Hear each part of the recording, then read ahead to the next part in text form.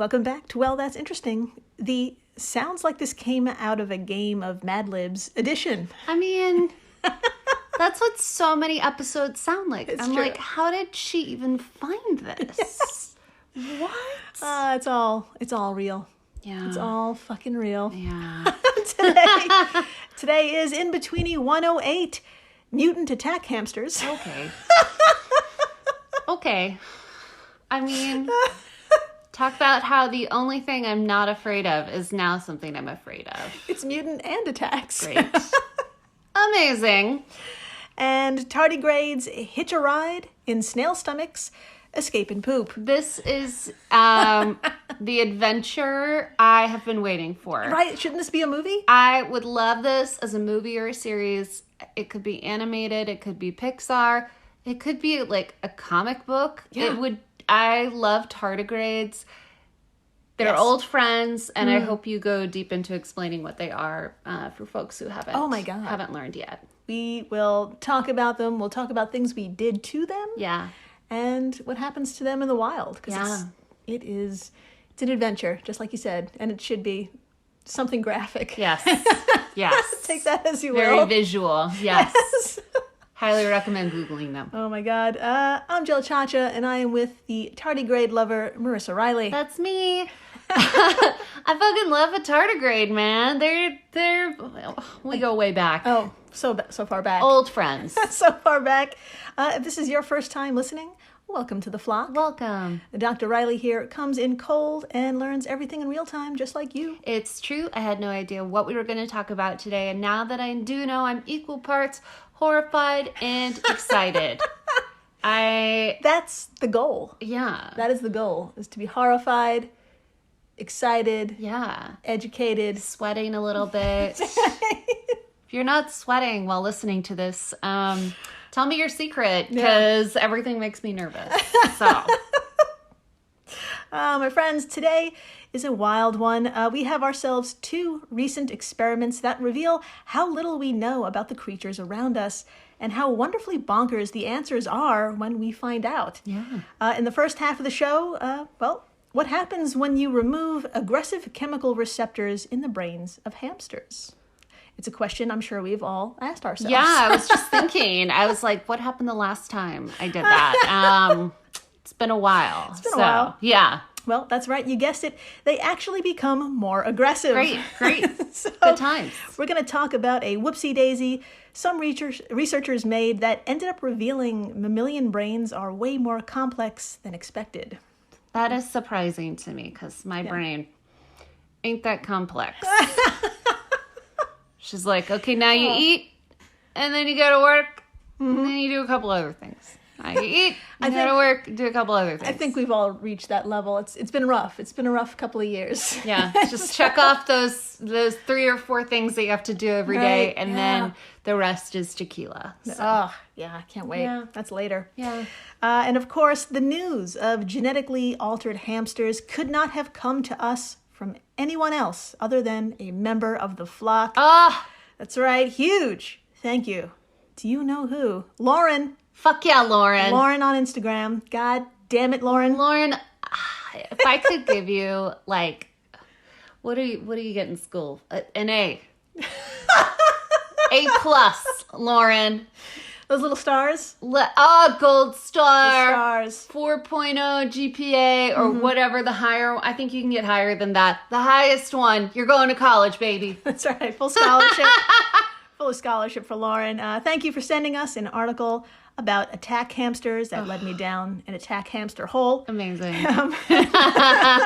And in the second half of the show, we're revisiting an old adorable friend, the water bear. That's right, the tardigrade.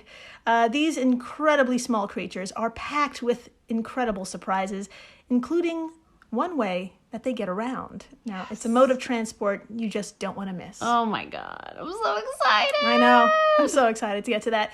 But before we get into snail poop, let's begin with one of the most popular pets around, hamsters.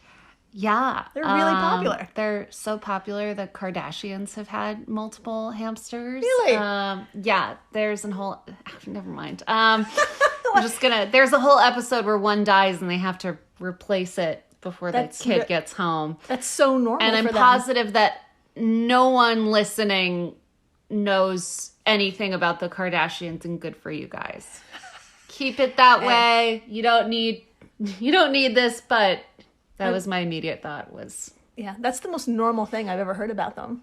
Replacing a pet before the kid finds out it's dead. Oh my God, that's the most normal thing in the world. Yeah, don't sympathize with them, but they have done one or two normal things. My God. All right. Must have been a slow drama week. I know. No one was cheating on anyone. No one had a baby. Oh. They really need to fill that time.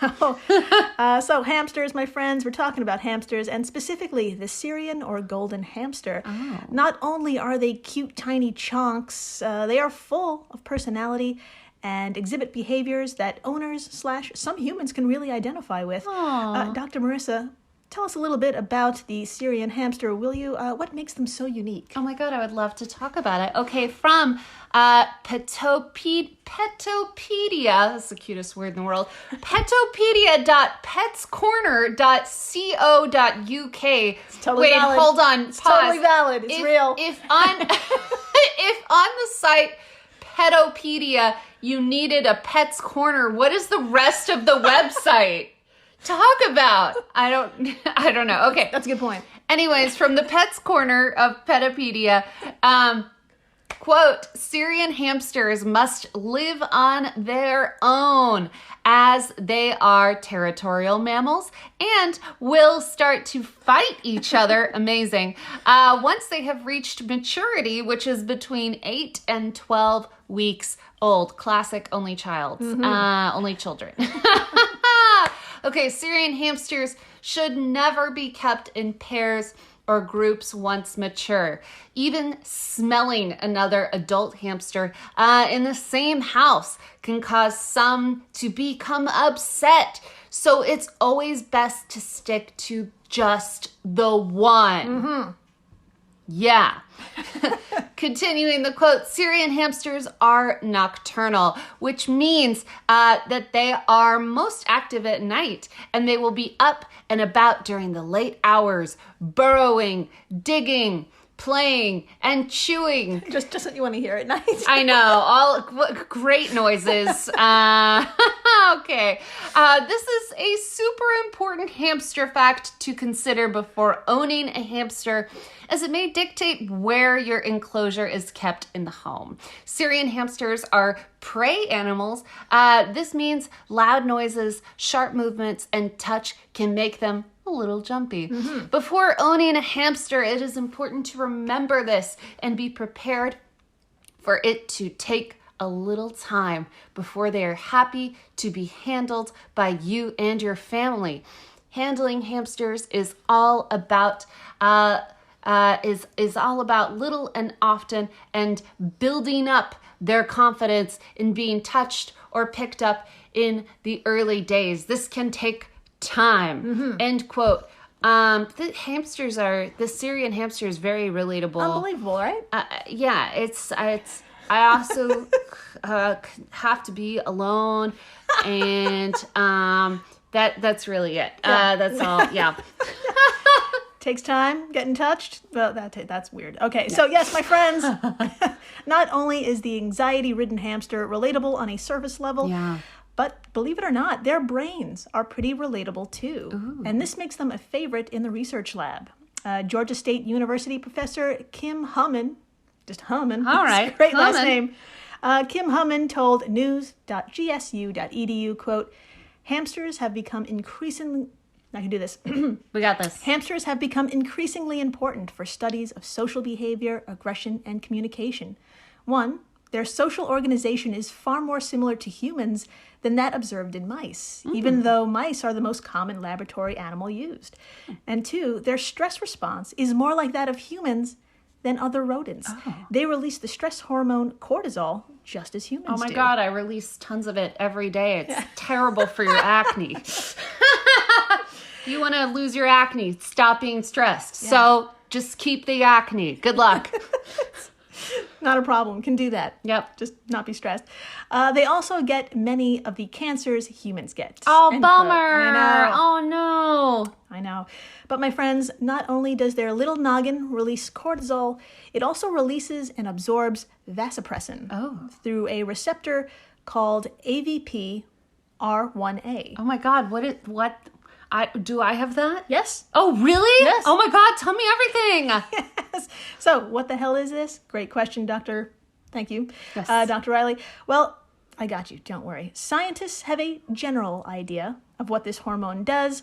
And after the study we're going to talk about today, underscore general idea. It's a very general idea. Okay, I got it. Okay, vasopressin has been linked to certain super important behaviors in hamsters, like pair bonding, cooperation, and sociability, to the entire end of the other spectrum, to dominance and aggression.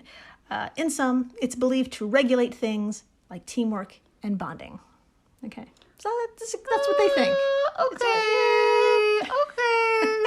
It feels a little bit like a horoscope in that you just described everyone. So Right. Yeah, something I know. that everyone has. Yeah. But if we all have it, then I guess that makes sense. It's just I'm trying to comprehend how something, makes you more sociable and also Aggressive. That's a Very great curious. Very curious. point. Put a pin in that. Okay.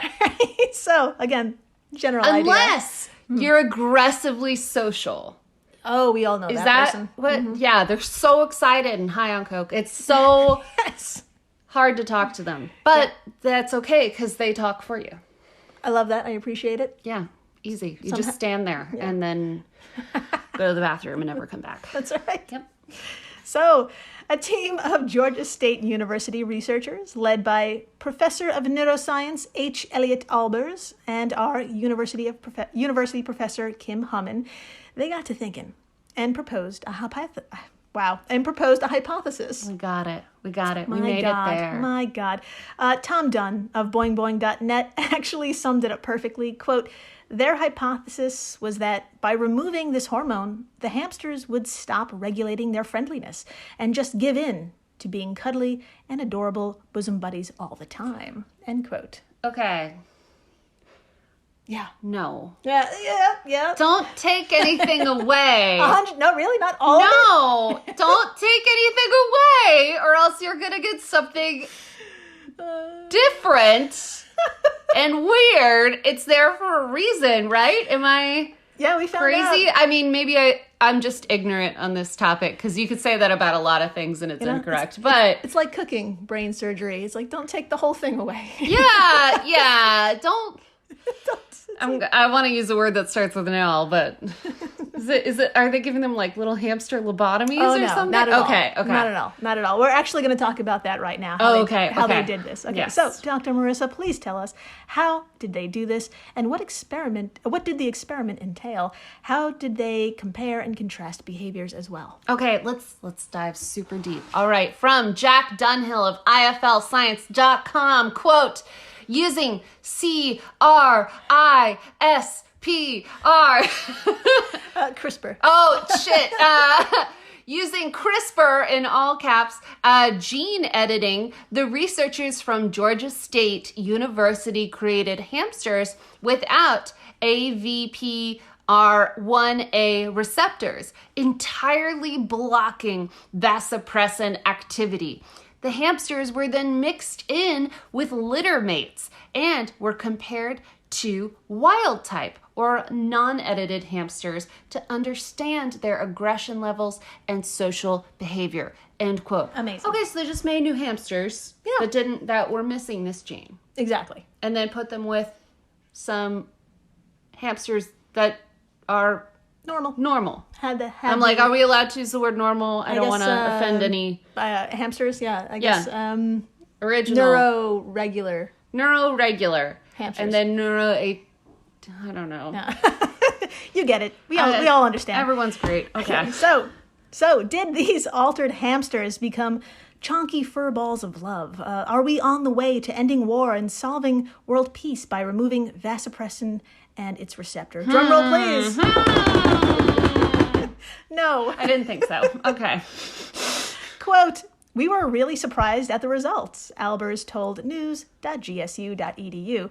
We anticipated that if we eliminated vasopressin activity, we would reduce both aggression and social communication.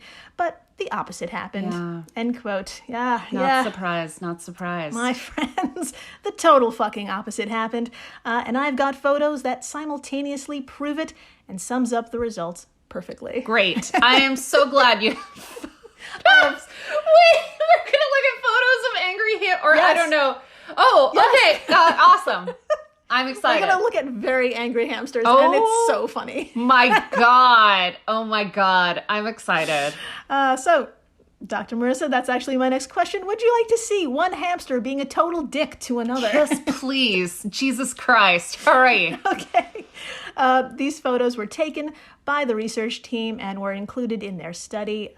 In the photo is an altered female hamster interacting with a female littermate. Okay. Of course, all photos we talk about today will be on our social media stuff, so please come on by. You have to see this. Oh my God. I honestly do not understand how this photo did not go viral and did not become a meme on the internet. Okay, because it's like it's just the perfect photo. So it's amazing. Okay, so Dr. Marissa, please tell us, what do you see? What is happening? Oh my God. Oh my God. Okay. So once upon a time I used to go to like lesbian bars, and for some reason every time I went there was always a fight that would break out. Yes.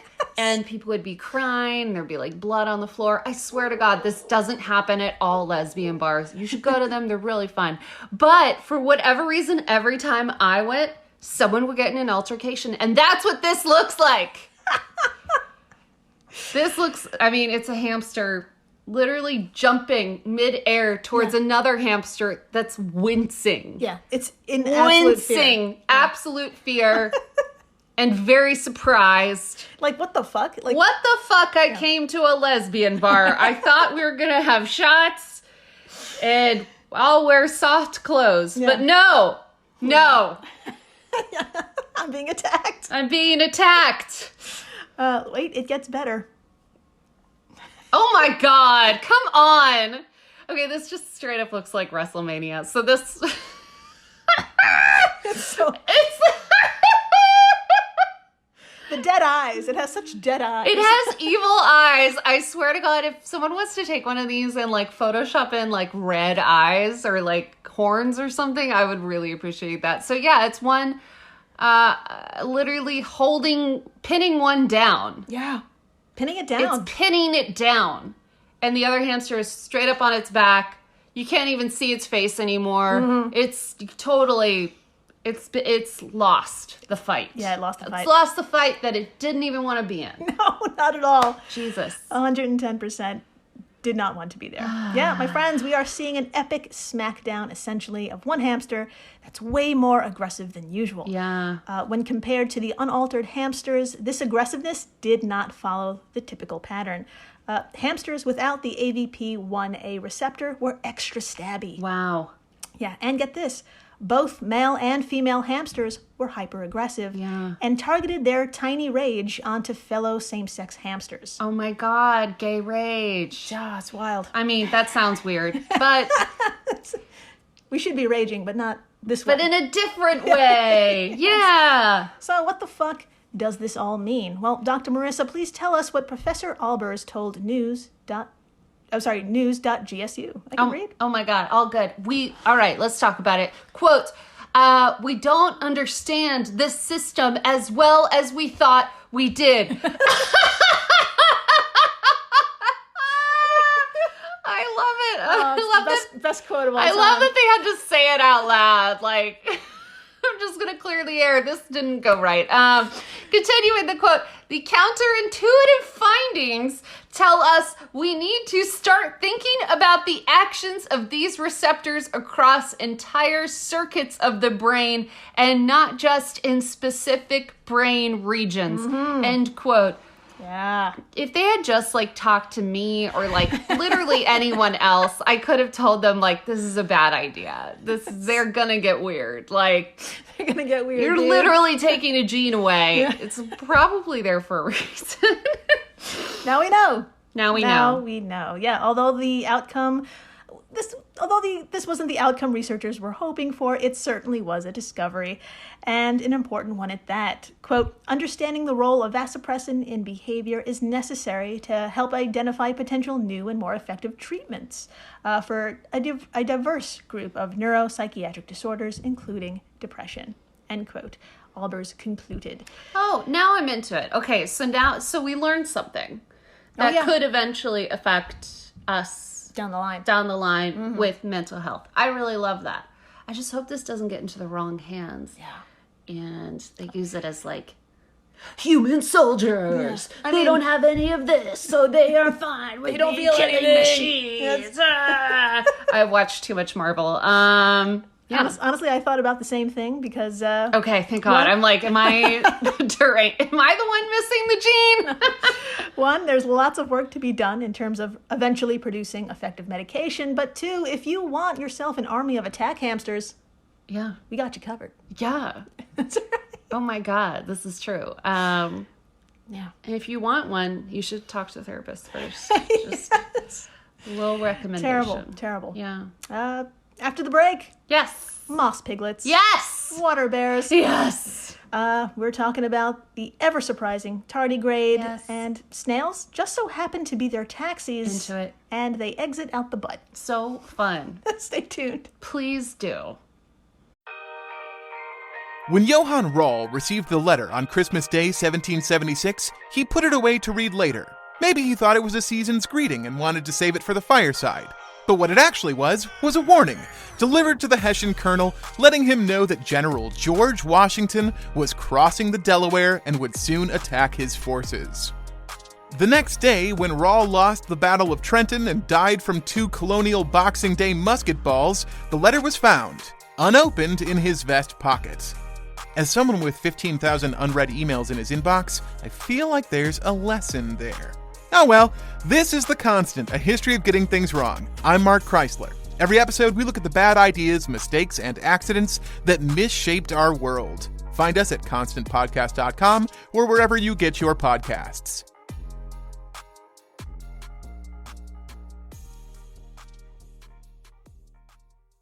Hello, everyone. You may recognize me as Gabby from the History of Everything podcast. And my name is Brenna, and you don't recognize me from anything yet. Together, we're two scientists who explore all of the weird little questions and conspiracies of the universe in our new podcast, Mystery of Everything. Everything has an explanation. We hope. But that is what we're here to figure out. We will dive into the science behind many popular conspiracy theories, such as vaccines causing autism, flat Earth theory, and was the moon landing fake? And if so, why the heck would anyone even do that? But it's not just conspiracies. There's a lot of cool mysteries that we will attempt to use science to explain, such as near-death experiences, what made the Vikings go berserk, and can I control my co-host with MK Ultra? Wait, what? Anyway, make sure to check out the Mystery of Everything podcast everywhere where you find your podcasts. Hey everyone, Jill Chacha here from Well, That's Interesting, and I am absolutely thrilled to tell you about Spotify for podcasters. I use it, I love it, and it all started by downloading the free Spotify for Podcasters app, which has all the tools you need in one place to record and edit your masterpiece of a podcast. Spotify for Podcasters also distributes your show to all major platforms, so when you hit publish, your episodes will stream not only on Spotify, but I'm talking about the Apples, the Googles, Stitcher, Good Pods, the other ones. You get the idea. And you can monetize your podcast with no minimum listenership required. You could also set up monthly subscriptions and record ads just like this one. So what are you waiting for? Download Spotify for Podcasters today and start changing the world. Oh, and please, stay interesting. And we're back. We are so back. We're so back. And my friends, if you don't know what a tardigrade looks like, just stop. Yeah. Just stop whatever it is you're doing. Right now. And just Google them right the fuck now. Yeah, hurry. Do it real fast. And then you can pause. Pause. Yeah, you can pause. Thank you for coming back. Oh, good. Great, right? What did you think? Did you love it? So happy, right? happiness. Yeah. Absolute happiness. Yeah. These 6-legged, chonky, nearly microscopic animals are the things of Pixar dreams. For real. And despite being between a wee 0.02 of an inch and 0.05 of an inch, or Wow. 0.05 to 1.2 millimeters long, they are the closest thing to indestructible. For real. For real. Talk about a mentor. Total mentor and hero. And we know this because humans have been putting them to the fucking test. Back in 2020, for example, scientists shot a few with ultraviolet radiation, and it was revealed they have a type of, quote, fluorescence shield Okay. protecting them, similar to a lot of deep sea animals. Okay. These cells absorb the UV light and transform the rays into harmless blue light. That's amazing. So they basically glowed blue after the tests. That's so cool. It's fucking wild. I can't do that. No, That sounds awesome. no, we just What's- got cancer. Yeah. They glow blue. That's Some have endured the vacuum of space and survived. Back in 2021, researchers at the University of Kent in the UK decided to see if tardigrades could also survive high-speed impacts. probably. Probably. They can do anything. They can do anything. Get this, they shot a few, quote, out of a 2-stage light gas gun, which shoots objects at a higher speed than a typical gun. Jesus. Oh my God. They found that the tardigrades could survive impacts of nearly 3,000 feet per second, or 900 meters per second, end quote, from livescience.com. Well, that's a bunch of feet. 3,000 feet per second and that's- survive? Wild. What, like, am I doing wrong? I need to be more like a tardigrade. A water bear. Now, typically these little ones do not move that fast at all. According to ZMEscience.com, at a leisurely pace, they would go at about half a body length per second. At full throttle, they'll cover about 2 body lengths in about the same time, end quote. So even though they got 6 legs, they're not going anywhere. I'm just imagining, because, like, if you haven't looked at them yet, it's never too late. But their little legs are, like, kind of like chubby baby legs. Yeah. Like, they have, like, little fat rolls on their legs. At least from what I remember. Yep, And you're so right. when they run, they probably look like little, like, what's a cute dog? Like a All of them? dachshund Yeah. or something. Like, just running so fast and going not far at all. Exactly. Yeah. That's exactly right. Yeah. Needless to say, getting to the other end of a pond or a chunk of moss would probably take days. Yeah. Now, it turns out there's a faster way tardigrades get around, and it also happens to be dangerous and basically accidental. But it works. Because they can survive I anything. Just They're about amazing. anything. So, Dr. Marissa, let's cut to the chase. What did researchers find out about the water bear? Oh my God, I would love to talk about it. All right, from Mindy Weisberger of Live Science. Quote, for these animals, getting from one place to another sometimes means being swallowed by a snail. Amazing start. Riding its guts and then exiting the mollusk via the anus on a clump of feces, end quote.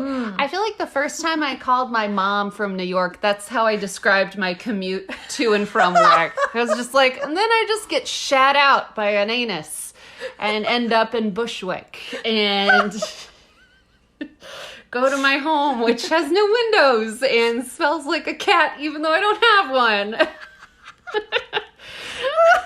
That's very relatable to some people and very not relatable to most people. Oh my God, I'm dying. Yeah. So, I bet you have a few questions. Yeah.